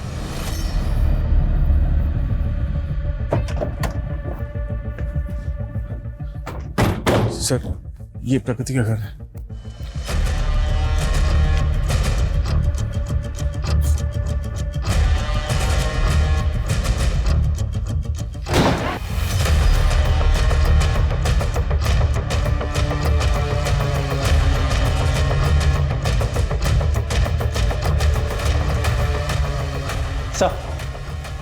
सर घर पे कुछ भी सस्पिशियस नहीं मिला। हर जगह अच्छे से चेक किया। आयुष हाँ मनीष बोलो। सर जिस नंबर से फूड पार्सल ऑर्डर किया गया था वो नंबर तो फेक आईडी पे लिया गया है। हो सकता है सर ये पहले से प्लानिंग हो। संदेश रेस्टोरेंट में मैनेजर था, जाहिर सी बात है डिलीवरी कर प्रकृति वहाँ पर होती तो फूड पार्सल जेमिनी गार्डन लेकर वही गई होती, लेकिन प्रकृति 2 दिन से गायब है। सर ये भी तो हो सकता है कि प्रकृति भी इस प्लानिंग में शामिल हो और फोन भी उसी ने किया हो। प्रकृति वरुण के रेस्टोरेंट में काम करती थी, जाहिर सी बात है उन पर बहुत बार बात हुई होगी वरुण के साथ। वरुण का कहना है कि वो प्रकृति की आवाज़ नहीं थी, किसी और की थी, वो कोई और ही औरत। ठीक है, कोई और अपडेट हो तो मुझे फ़ोन करना। Okay sir. सर ये प्रकृति की माँ है, 1.5 महीने पहले गुजर गई थी, इन्हें कैंसर था। सर इन्हीं के इलाज के लिए प्रकृति ने मुझसे 3 लाख का लोन लिया था। 2 दिन से तो मैं ही सोच रहा था कि शायद वो लोन चुका नहीं पा रही थी, इसलिए जॉब छोड़कर चली गई होगी।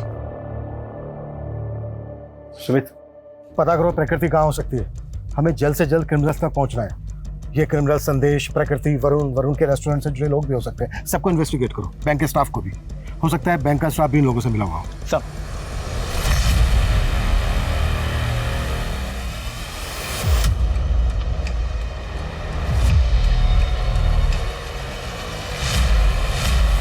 सर ये बॉम्ब अपने आप में एक अनोखा इन्वेंशन है और इसे स्टील प्लेट की मदद से तैयार किया गया था। और सर ये स्टील प्लेट, ये जैकेट में सर इस तरीके से लगाया गया था कि आदमी किसी भी तरीके से ना बच सके। और ये माइनिंग ब्लास्ट में भी बारूद की तरह इस्तेमाल किया जाता है। इसमें टाइमर की पावर और स्पार्क जनरेट करने के लिए किचन लाइटर्स की बैटरी का इस्तेमाल किया गया है। और सर आई एम 100% श्योर कि this is purely home made. इस बम को बनाने में जो बारूद इस्तेमाल हुआ है वो किस तरह का है? ये कहाँ लेकर आए हो और ये घर है किसका? और सर इस तरह के बारूद का इस्तेमाल तो टेरर ग्रुप्स ही करते हैं। लेकिन बैंक रॉबरी भी तो हुई है। अगर इसमें टेरर ग्रुप्स इन्वॉल्व होते तो महज 70-75 लाख रुपए के लिए वो ह्यूमन बॉम्ब का इस्तेमाल क्यों करें? और उन्होंने पर्पस भी रेस्टोरेंट में खाना ऑर्डर किया। ये खेल जैसा दिख रहा है ना, ऐसा है नहीं। एक काम करो मनीष, हमें कैसे भी करके पता लगाना है कि ब्रिज जी 16 जुलाई को JB रोड पे आप रैली करने वाले थे, उस जगह पर हुए बम ब्लास्ट के बारे में आप कुछ कहना चाहेंगे? ये मेरे विरोधियों की साजिश है। वो नहीं चाहते कि हम जनता के बीच जाएं, उनके लिए काम करें, पर ये पब्लिक है, सब जानती है। लेकिन उस आदमी का क्या, जिसे जैकेट बॉम्ब पहनाया गया, उसने बैंक से लाखों रुपए लूटे हैं, तो आपके विरोधी भी ऐसे ही बैंक में रॉबरी करवाएंगे? देखिए, ये बैंक रॉबरी धमाके के असल मकसद को छुपाने के उद्देश्य से की गई है। आप ही सोचिए, यदि ये धमाका रैली के दौरान होता तो सैकड़ों लोगों की जानें जाती, पर एटीटी की सूझबूझ ने इसे निष्फल कर दिया। लेकिन वो आदमी तो मारा गया और वो बार बार खुद को बेगुनाह बता रहा था। देखिए, उसने क्या कहा मुझे नहीं पता, पर मैं साफ कहता हूं कि ये मेरे विरोधियों की साजिश है।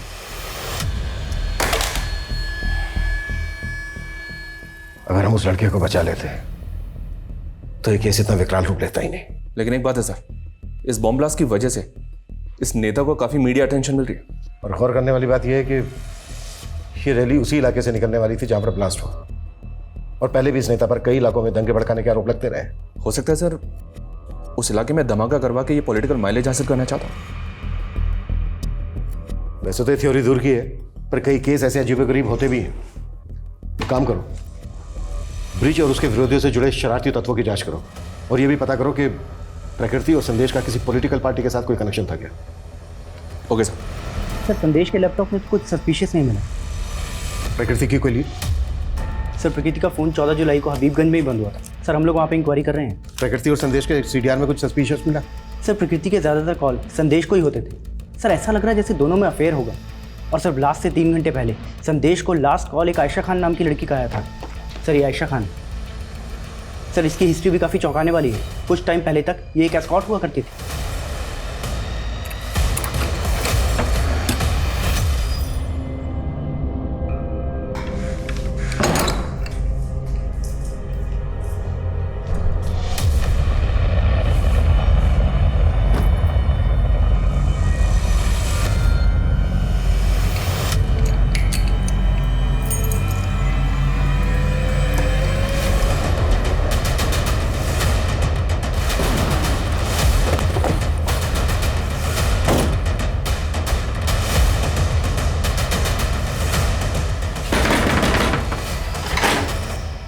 अंदर सर्च करो अच्छे से, कुछ भी छोटा नहीं चाहिए। क्या हुआ सर?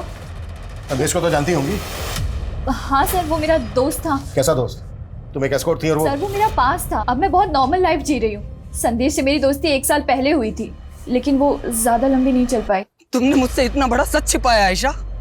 तुम एक एस्कॉर्ट थी और संदेश में बताना चाहती थी, पर मैं कभी हिम्मत नहीं कर। बस आयशा, अभी सफाई देने की कोई जरूरत नहीं, क्योंकि अब तुम मेरे लिए कोई मायने ही नहीं रखती।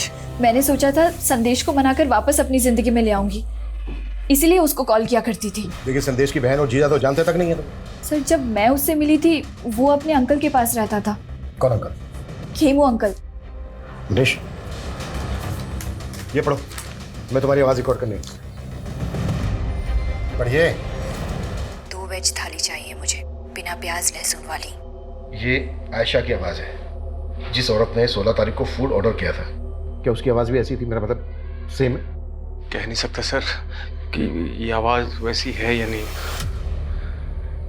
अच्छा, ये खेमू अंकल कौन है? खेमू अंकल? संदेश जब होटल मैनेजमेंट कर रहा था तो वो खेमू अंकल के यहीं पीजी रहता था। ठीक है, आप एड्रेस दीजिए।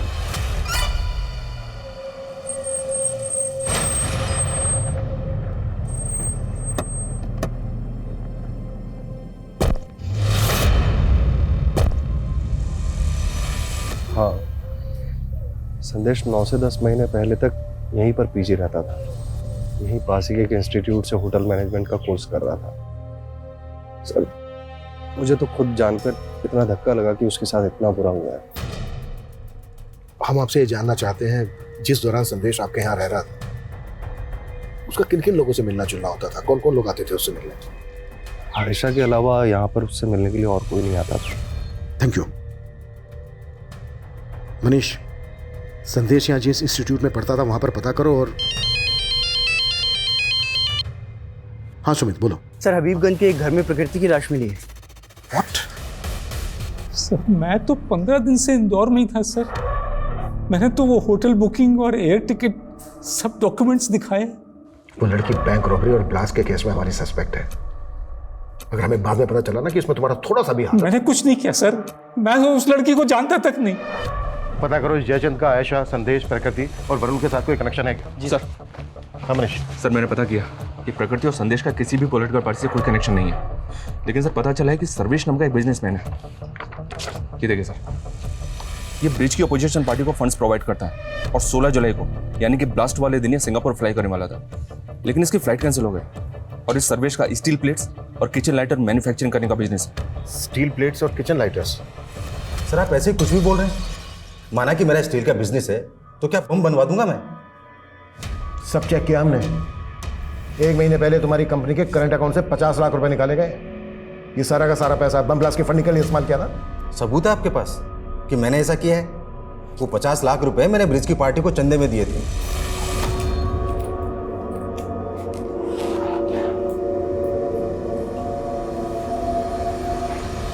तुम तो हमेशा ब्रिज की विरोधी पार्टी को चंदा देते आए हो, तो ब्रिज?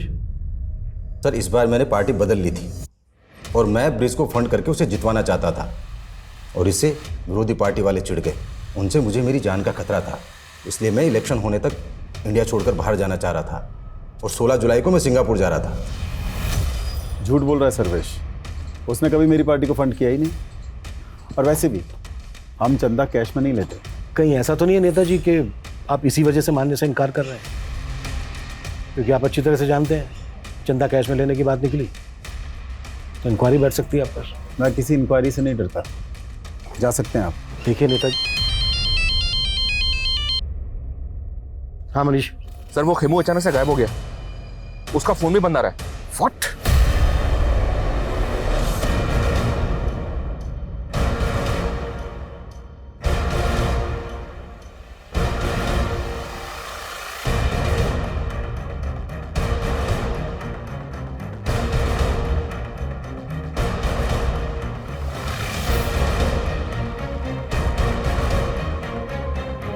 सर ये खेमू तो बहुत पहुंची चीज निकला।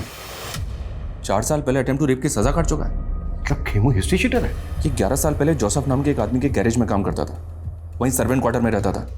इस पर जोसेफ की बेटी के साथ जबरदस्ती करने का आरोप था। ये जोसेफ है सर, और ये इसकी बेटी जेनिफर। गैरेज में काम करता था, सर्वेंट क्वार्टर में रहता था, और जेल से बाहर आने के बाद गौतम नगर की कोठी में रह रहा था। या सर, लेकिन ये कोठी निर्मला नाम की एक औरत के नाम पे थी। ये निर्मला है सर। हालांकि इसने जेल से बाहर आने के बाद निर्मला से शादी की थी, लेकिन अभी निर्मला भी गायब है। उस रेस्टोरेंट में खाने का ऑर्डर एक औरत ने दिया था। मुझे 2 वेज थाली ऑर्डर करनी है, पार्सल जेमिनी गार्डन भिजवा दो। कहीं ऐसा तो नहीं है कि वो खाने का ऑर्डर निर्मला नहीं दिया था? हो सकता है सर, मैं निर्मला और खेमू दोनों का पता लगवा रहा हूँ। और मुझे लगता है हमें जोसेफ और उसकी बेटी जेनिफर से भी मिलना चाहिए। हो सकता है इन दोनों के पास खेमू से जुड़ी कोई इंफॉर्मेशन।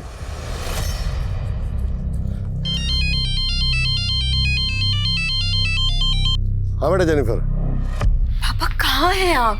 हाँ, आपको पता है ना आपकी जान को खतरा है, फिर आप ऐसे बिना बताए कहाँ चले गए? टेंशन मत ले बेटा, आज वो क्या थोड़ा वॉक करते करते लंबे रूट पे आ गया था, लेकिन डोंट वरी, जल्दी घर आ जाऊंगा। ठीक है, बस जल्दी घर आइए और प्लीज संभल के आइएगा।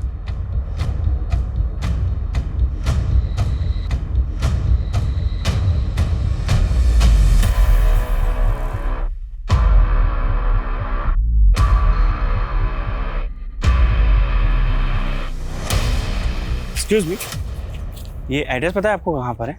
मैं यहाँ का नहीं हूँ, अब किसी और से पूछो ना। मैं अपने डार्क पास्ट के बारे में बात नहीं करना चाहती। Jennifer, what happened? Mister Joseph. या? देखिए, हम आपके पुराने एम्प्लॉय खेमू को तलाश कर रहे हैं। हमें डाउट है कि जेबी रोड पर जो बैंक रॉबरी हुई थी, ब्लास्ट हुआ था, उसमें वो इन्वॉल्व है। हमें पता चला कि वो पहले आपके यहाँ सर्वेंट क्वार्टर में रहता था। हम बस आपसे ये जानना चाहते हैं कि आप उससे कैसे मिले, मतलब कैसे जानते हैं आप उसको? सर वो हमेशा कहता था मैं यूपी से हूँ, लेकिन मुझे ऐसा नहीं लगता था। मुझे लगता वो नेपाली है। वो अनाथ था सर। जब वो 14 ईयर्स का था तब मैंने उसको काम पे दिया। मैंने उसको अपने सन की जैसे पाला, लेकिन मुझे क्या पता था वो मेरी डॉटर के साथ ही। मिस्टर जोसेफ, फिलहाल वो एक कोठी में रह रहा था जो गौतम नगर में है, और वो कोठी एक निर्मला नाम की औरत के नाम पर है। ये है वो निर्मला। आप लोग जानते हैं इसको? मैं ऐसी किसी औरत को नहीं जानता। इन दोनों विक्टिम के वर्तमान और अतीत का पता करने के अलावा पुलिस रेस्टोरेंट के मालिक वरुण, संदेश की दोस्त आयशा, राजनेता ब्रिज, बिजनेसमैन सर्वेश और जयचंद के बाद अब खेमचंद उर्फ खेमू का इतिहास जानने के लिए इतनी इच्छुक क्यों थी? क्या खेमू के गायब होने की कहानी इस केस को लीड दे सकती थी, या पुलिस इस दिशा में जाकर वक्त जाया कर रही थी? बहुत तलाश करने के बाद भी खेमू का कोई लीड नहीं था, और इस क्राइम से जुड़े हुए हर स्थान का डंप डाटा निकालने के बाद भी पुलिस गुनाह के असल मकसद से भी बेखबर थी और असली गुनहगार से भी। लेकिन गुनहगार चुप नहीं बैठा था, वो एक और चौंकाने वाली योजना को अंजाम पहुंचाने वाला था। सर, इन चिट्स की हैंडराइटिंग हमारे किसी भी सस्पेक्ट से मैच नहीं होती। और सर, ये निर्मला और खेमू, ये दोनों भी कहाँ हैं पता ही नहीं चल रहा। सर क्या तो? हाँ मनीष।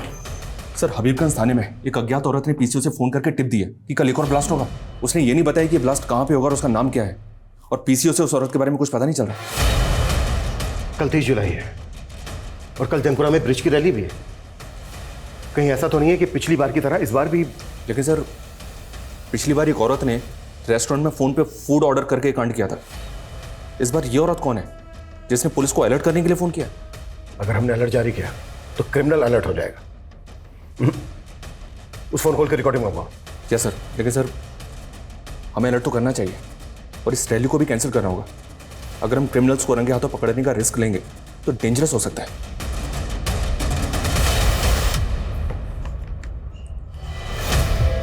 अरे सर्वेश जी, आप यहाँ मैंने मना किया था ना कि यहाँ मत आना।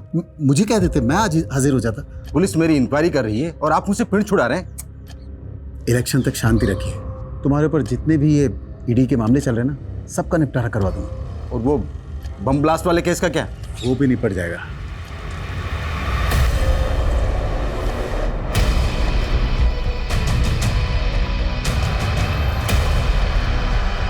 सर, चारों तरफ अलर्ट तो है, लेकिन फिलहाल कोई अपडेट नहीं मिला।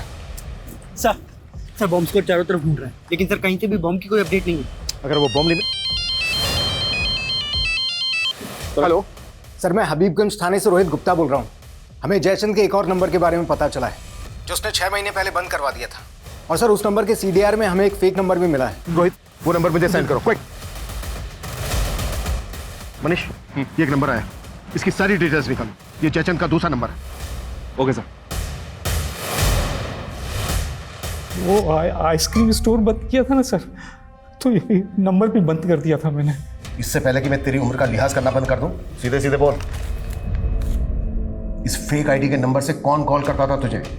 ये नंबर तो उस चालू औरत का है सर, वो जो मुझे लाखों का चूना लगा गई थी सर। वो लाखों का चूना लगाया तुझे? लाखों का चूना लगाया तो फिर तूने पुलिस कंप्लेंट क्यों नहीं की थी?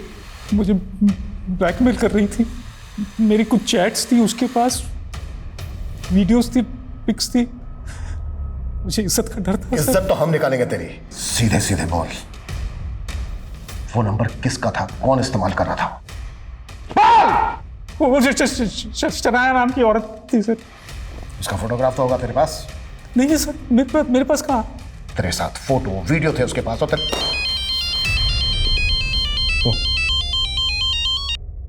हाँ मनीष बोलो। सर, फिलहाल ब्लास्ट की तो कोई अपडेट नहीं है, लेकिन एक बात है सर, आज सुबह खेमू के मालिक जोसेफ का मर्डर हुआ है। हो सकता है सर इस मर्डर का, इस ब्लास्ट का और इस बैंक रॉबरी का आपस में कोई कनेक्शन हो। जोसेफ तो यहाँ से लगभग 200 किलोमीटर दूर रहता है, तुम उसे इस ब्लास्ट से। लेकिन सर, लोकल पुलिस ने बताया कि जोसेफ की बेटी को इस बात का शक है कि ये मर्डर खेमू ने किया है।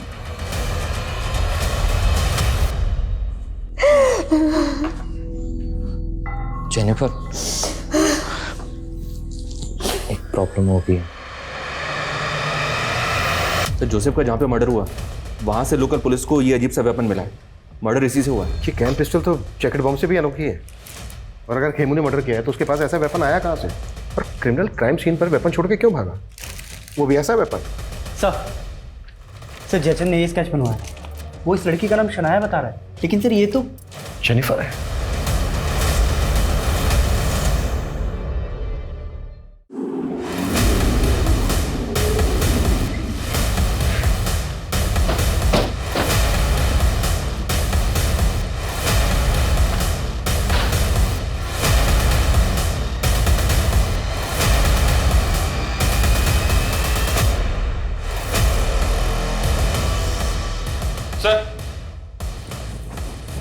हाँ मनीष। ये देखिए सर, यहाँ भी कबर्ड खुला हुआ है और बाहर भी सामान बिखरा हुआ है। लगता है जेनिफर यहाँ लूट की जगह देकर भाग गई ताकि हमको लगे कि उसको किसी ने गायब किया है। 30 तारीख अभी टली नहीं है, हो सकता है वो दूसरे ब्लास्ट का प्लान एग्जीक्यूट कर रही हो। मनीष सर, कैसे भी करके हमें उसको ट्रेस करना होगा। उसका नंबर सर्वेलेंस पर डाल दो सर, उसकी लोकेशन का पता चलेगा। एक मिनट, जब हम यहाँ पर पहले आए थे तो जोसेफ की कार खड़ी थी यहाँ पर। सीसीटीवी से उस कार का नंबर कैप्चर करो और सब जगह सर्कुलेट करो तुरंत।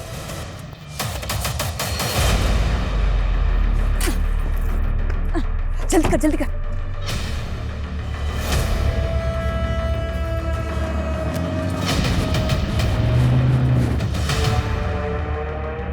खेमू, स्पीड बढ़ाना है यार, नेपाल में आज ही एंटर करना है। तुम लोगों ने जोसेफ को मार के ये सोचा ना कि मुझे भी मार दिया और सारा इल्जाम मेरे ऊपर डाल दिया। नो खेमू, ये सब तो सिर्फ पुलिस की थियरी है। हम तुझे क्यों मारेंगे? वैसे तो तू भरोसे करने के लायक नहीं है। 11 साल पहले तूने मुझे प्यार करके धोखा ही दिया था, याद है ना तुझे?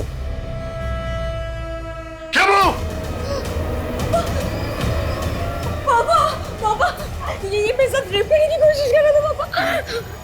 खुद कसम मेरे टोटल के साथ। वो तब मैं छोटी थी, डर गई थी, पर जब तू बाहर निकला तो तेरे से मिलने आई ना मैं। वो तो इसीलिए कि तुझे तेरे बाप को मरवाना था मुझसे, और ये तेरा खेल। देख खेमू, गलतफहमी मत बढ़ाए यार, स्पीड बढ़ा ले, नेपाल पहुंचना है आज ही। ठीक है, तो अब नेपाल पहुंच के हिसाब चुकता होगा। सर, वो गाड़ी मिल गई है। वो कार डंप करके दूसरा व्हीकल लेके भागे होंगे। वहां से सभी डायरेक्शन में अच्छे से सर्च करो। जी सर। Fast fast.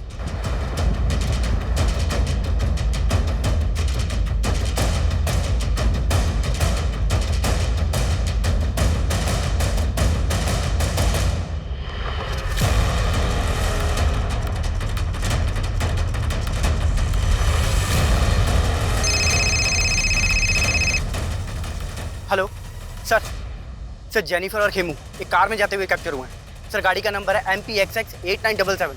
सर, वो बाईपास रोड की तरफ गई है। Fast fast.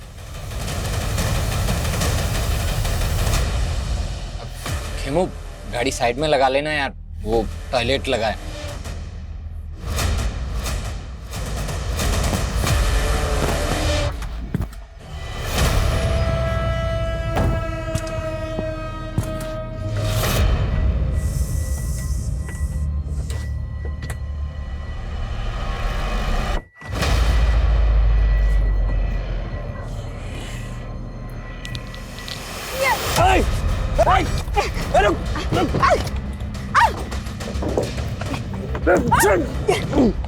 चाबी दे।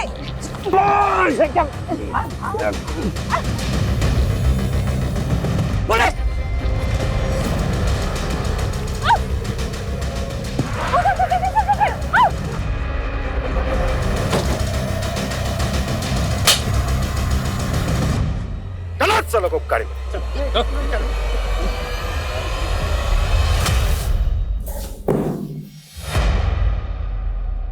अपने ही रेपिस्ट के साथ दोस्ती कर ली? मुझे समझना मुश्किल ही नहीं, नामुमकिन है। बहुत शातिर समझती हो अपने आप को। और तू जेल से बाहर आते ही निर्मला से शादी कर ली। कहाँ गायब किया निर्मला को? उसे तो मैंने शादी करते इस वक्त पहुंचा दिया, लेकिन इस कमीनी का नर्क मुझे ले डूबा। अपने बाप को मारने की सुपारी दी थी इसने मुझे, और इमाम से कत्ल करवा दिया उसका। बैंक रॉबरी, ब्लास्ट, ये सब तुम ही लोगों ने प्लान किया था ना? और 30 जुलाई को भी। 30 जुलाई का ब्लास्ट वो सिर्फ एक खेल था। ब्लास्ट तो सिर्फ एक ही हुआ था, 16 जुलाई को। मुझे 2 वेज थाली ऑर्डर करनी है, पार्सल जेमिनी गार्डन भिजवा देना। वैसे पहले ही प्लान नहीं था, लेकिन जब मैंने खेमू को अपने बाप को मारने की सुपारी दी तो कहानी बदल गई। माना मैं तुझसे दोस्ती नहीं निभा पाई, लेकिन तू मेरे बाप से दुश्मनी निभा। मार दे उसे और बदले में 5 लाख ले ले।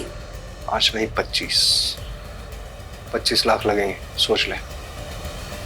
साले ने इतना बड़ा मुंह फाड़ा कि बैंक रॉबरी का प्लान इसे बताना पड़ा। करोड़ों के लालच में हाथ मिला लिया था इसने हमसे। फिर इमाम ने बारूद का इंतजाम किया और खेमू के जीनियस दिमाग से हमने एक जैकेट बॉम्ब तैयार किया। इस जैकेट में फिट होने वाला इंसान मिल गया है। अब बस जगह फाइनल करनी है। संदेश का सपना था कि वो अपना खुद का एक कैफे खोले, बस हमने उसे थोड़ा सा लालच दिया और वो हमारे साथ शामिल हो गया। व्हाट? संदेश भी तुम लोगों के साथ मिला हुआ था? मैं तैयार हूँ, लेकिन वो जैकेट पहन के मैं नहीं जाऊँगा बैंक में, मेरी दोस्त जाएगी। मैं उसको अपने हिस्से में से पैसे दे दूंगा। उस लड़की को अपनी माँ के इलाज के लिए पैसे चाहिए थे, लेकिन काम होने से पहले ही उसकी माँ गुजर गई और फिर वो प्लान से बैकआउट करने लग गई। तो इसीलिए ये कहाँ लेकर आए हो और ये घर किसका है? उस लड़की को जयचंद के घर में क्यों मारा? क्योंकि मेरा खड़ूस बाप मुझे पैसे नहीं देता था, इसलिए जयचंद को पहले हनी ट्रैप किया। मुझे पता था कि वो ज़्यादातर घर से बाहर ही रहता है। इनफैक्ट हमने बॉम्ब बनाने के लिए भी उसका घर इस्तेमाल किया था। फिर लगा कि उस लड़की को भी वहीं खत्म कर देता है। और संदेश, उसको भी मारने का प्लान पहले से तय था? प्रकृति के बाद उसे ही वो जैकेट पहनकर बैंक में जाना था और उसे ये मालूम था कि अगर वो मना करेगा तो हम लोग उसे मार देंगे। हम लोगों ने उसे कन्विंस किया। उसे कहा कि उस जैकेट में बारूद ज़रूर होगा लेकिन वो फटेगा नहीं। अब तो जो खुद ही पुलिस के रडार में आना है और उन्हें पत्थर और चिट वाली कहानी सुनानी है। 3 अलग अलग लोकेशन पर अलग अलग पत्थर और अलग अलग चिट मिलेंगे, जिससे उन्हें यकीन हो जाएगा कि तुझे फंसाएगा। पक्का ना? और तुम लोगों ने उसको डिच किया, लेकिन 16 जुलाई को ब्लास्ट के लिए वही जगह क्यों चुनी जहाँ से नेता ब्रिज की रैली निकलने वाली है? ताकि आपको ये सब पॉलिटिकल लगे, लेकिन जैसे ही आप खेमू तक पहुंचे हमें लगा कि ये सब रिस्की हो सकता है। इसीलिए पीसीओ से आपको फ़ोन किया और आपके दिमाग में कीड़ा डाला ताकि लगे कि ये सब पॉलिटिकल है, और फिर अपने बाप को मार के खेमू को मार के गायब करने का प्लान था। तो मुझे कहीं भागना नहीं पड़ता। सोचा था अपने बाप की प्रॉपर्टी पे जिंदगी भर ऐश करूंगी, लेकिन इस इमाम ने मेरा पूरा प्लान बर्बाद कर दिया। पैसों का लालच और हत्या की मंशा, और इस गलत मंशा ने ऐसे बहुमुखी अपराधों का रूप ले लिया जिसका पैमाना इस दशक में हुए कई अपराधों से कहीं बहुत बड़ा था। लेकिन इस गुनाह ने तब दस्तक दी थी जब जोसेफ को मारने का पहला प्रयास निष्फल हुआ था। इस अपराध ने तब भी दस्तक दी थी जब जयचंद शनाया उर्फ जेनिफर के छलावे का शिकार हुआ था, लेकिन ना जयचंद ने पुलिस कंप्लेंट की और ना ही जोसेफ अपनी ही बेटी की खुराफाती सोच को समझ पाया। दस्तक वो भी थी जब रेस्टोरेंट के मालिक वरुण को की गई एक अज्ञात कॉल से इस गुनाह को अगले पायदान तक पहुंचाया गया। लेकिन हर मोड़ पर यह दस्तक नजरअंदाज होती रही और वो अपराध जिसे शायद समय रहते रोका जा सकता था, वो एक बड़ी तबाही का कारण बन गया। जेनिफर, खेमू और इमाम भले ही इस गुनाह के सबसे बड़े चेहरे हैं, लेकिन संदेश और प्रकृति शायद उस लालच से पीड़ित हैं जो लालच अक्सर इंसान का विवेक हर लेता है। संत कबीरदास जी ने कहा है कि माखी गुड़ में गड़ी रहे, पंख रही लपटाए, और तारी पीटे सिर धुने, लालच बुरी बला है। लालच एक बला है। ये उस अमरबेल की तरह है जो एक हरे भरे पेड़ को जकड़ ले तो उसे जल्दी ही सुखा देती है, फिर पछताने का मौका भी नहीं मिलता हमें। माना हम सब अपनी जिंदगी में एक बड़ा मकाम हासिल करना चाहते हैं, लेकिन सपनों को संघर्ष की खाद ना मिले तो वे बौने रह जाते हैं। शॉर्टकट से प्राप्त कामयाबी अपराधों के मझधार में भटक जाती है। इसलिए संघर्ष से कभी ना डरें। और इसी सुझाव के साथ मैं आशुतोष राणा आपसे विदा लेता हूं। हम फिर मिलेंगे एक नई कहानी के साथ जो आपको रखेगी सतर्क और जिंदगी को सुरक्षित। तब तक अपना और अपनों का ख्याल रखिए और देखते रहिए क्राइम पेट्रोल सतर्क। जय हिंद। क्राइम पेट्रोल के और भी दिलचस्प कहानी देखने के लिए हमारे चैनल को सब्सक्राइब करें और बेल आइकॉन दबाना न भूलें।